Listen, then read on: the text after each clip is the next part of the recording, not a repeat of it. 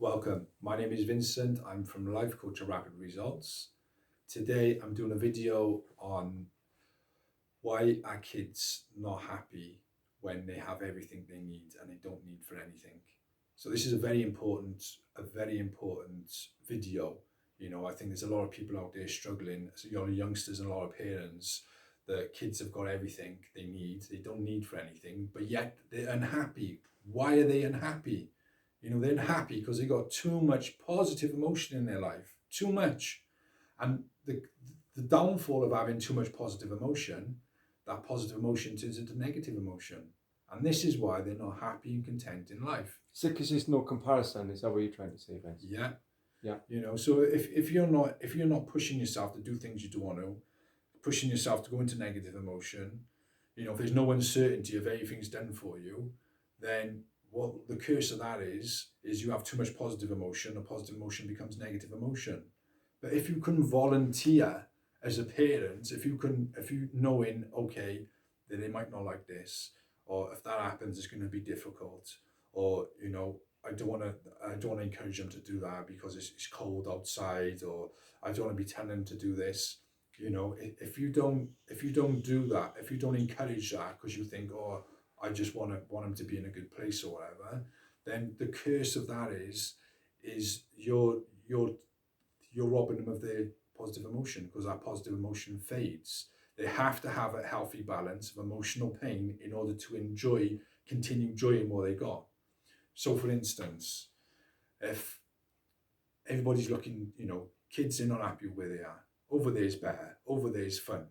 But if I went out and I put myself in, and if I volunteered to go into emotional pain, when I come back into my house and the things I got, they would be fun. They would become fun. When you say about going out and volunteering to go into the pain, you mean, Vince, am I right in saying about doing things you don't want to do? If you go out and do the things you don't want to do, that'll create the negative emotion, which will in turn, when you come back to where you was, you'll appreciate it. That's right. Yeah. And if you stayed where you was, you wouldn't appreciate it, because the positive emotion would fade into negative emotion. So it has to be a healthy balance. There has to be a healthy balance of negative emotion in order for you to appreciate the positive emotion, to keep the positive emotion positive.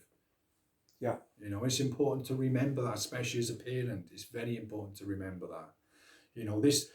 This goes out. This is for everyone. Even if you don't need for anything, the negative emotion will if you don't need for anything and unhappy, the negative emotion will make your life happy and make the things you got more enjoyable. But even if you're having a bad life, there's kids out there that haven't got a good life, they got a difficult life.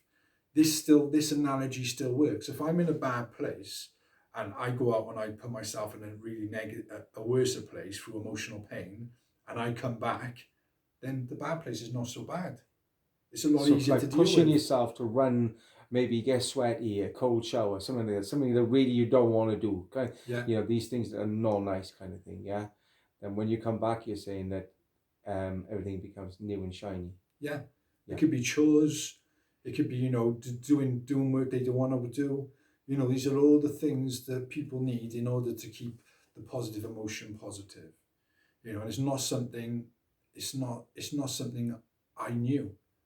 Being a parent myself, I know that I just want to make sure my kids got everything, and they got everything they need. They got the latest of this and the latest of that. But, it's not keeping that positive emotion. In order for them to keep that positive emotion, they got to be pushed in the right way to do the stuff they don't want to do, to do the chores, to do the jogging, to do all these different things. Because otherwise, all that positive emotion which I provide for, that positive emotion fades into negative emotion. Then they become discontent with what they got. Over there the grass is greener, and it just causes a very unhappy life for the children. So me as a parent, if I knew... Frustrating for the parents as well, I can imagine. Meaning, I've given you everything and you're still not happy. That's right. Yeah. And that's the problem. Yeah. There's been no uncertainty, there's been no difficulties, there's been no emotional pain, and that's why they're not happy. Mm-hmm. So being a parent myself, if I knew that my son got this positive emotion, or my daughter, and this positive emotion now is fading into negative emotion, But if I could get them, if I could put them in a place which causes them negative emotion, it makes the rest of their day more better. Would I do that would I be willing to do that as a parent? Because looking back, yeah, I would be willing to do that as a parent, because I know it's going to benefit them a lot better than just sitting in the positive emotion all day. And I guess as well, what you're doing as well is teaching them at the same time, meaning that anybody who's going to go out and if they're going to get any children that are going out to get negative emotion, yeah, they're probably doing things they don't like doing. So one is they're gaining emotional muscle, but two is the chances why they don't like doing is because they don't know how to do it. Yeah. So if they don't know how to do it, they're learning at the same time. So all in all, they go out, they learn, they build emotional muscle, and they come back to a nice shiny room. Yeah. Of course, yeah. All wins. Yeah, of course. Yeah. It's just something we don't see. Like, we don't see that, and this is why I'm trying to awaken people to this stuff, because it's very important, especially for children's health and mental health.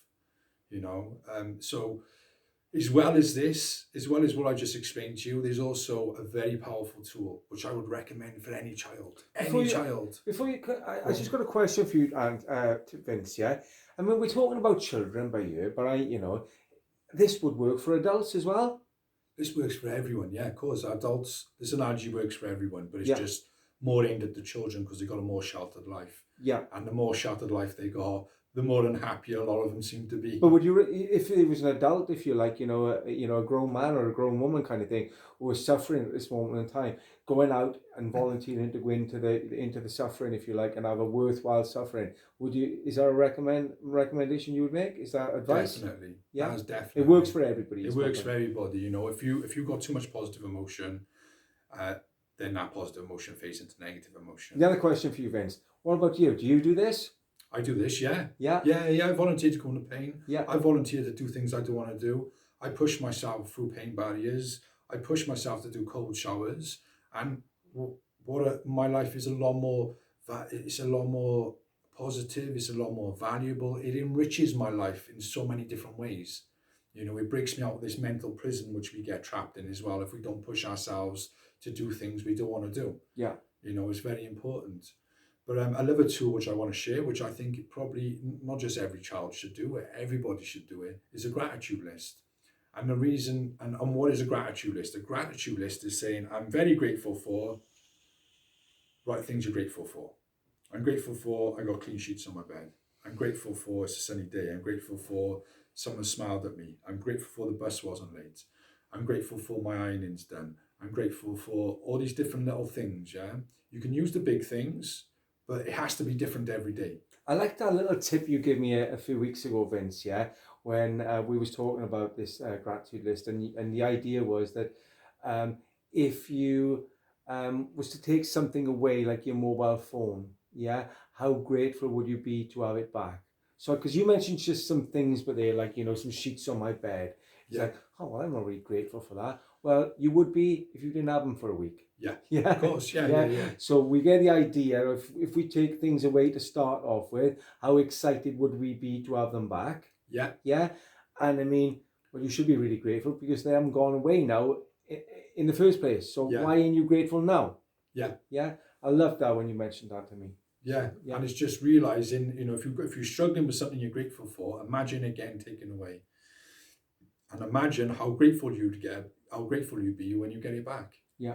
So it's very important. And the point is, it haven't gone. So why aren't you grateful now? Yeah. Because you're not putting, it's got to be pen to paper. It's no good thinking of, I'm grateful for this, I'm grateful for that. Something magic happens when you put the action in and you put pen to paper. Yeah. It connects with a part of the brain thought does not connect to. So it's very important. We put pen to paper every night. We write down a list of 8, I'd suggest 8 to 12 different things. Maybe start off with 6 and build up to 8 to 12. And what that does is it plants positive seeds in your mind at night. Excuse me. It plants positive seeds in your mind at night. Then positive seeds grow. And when you wake up in the morning, you're in a better place. And what that does is it starts to reprogram the mind. Instead of the mind looking for things that you haven't got and looking at and comparing yourself to others, what that does is it starts to reprogram the mind. And it reprograms the mind to look at all the things you have got and renews the shine on the stuff you have got, which then puts you in a totally different mindset. It enriches your life in many different ways. You're able to learn better. You're able to do things better. You have better relationships. You have a better quality of your life. You have better mental health. You have less chances of developing mental health at a later stage. You know, these are all these benefits that just come from just doing a gratitude list. You know, but a gratitude list on its own will not be enough unless you've got the balance of that and the emotional pain as well. So it's very important to remember that. Very, very important, especially being a parent today. You know, the kids can have too much, and by not having that healthy balance and emotional pain, then you're taking away their positive emotion. So please remember that. Thank you, Vincent. Sounds great. Yeah, thank you. You know, next video we're going to be covering a couple more things to reduce harm for the youngsters. I'm also working on a very good project that's going to create a treatment-free generation. Hopefully every parent in the country will want it. So you take care. If you need to contact me, I'm on yell.com, I'm on Google, I'm on Facebook. My contact details are there. You take care and speak to you soon.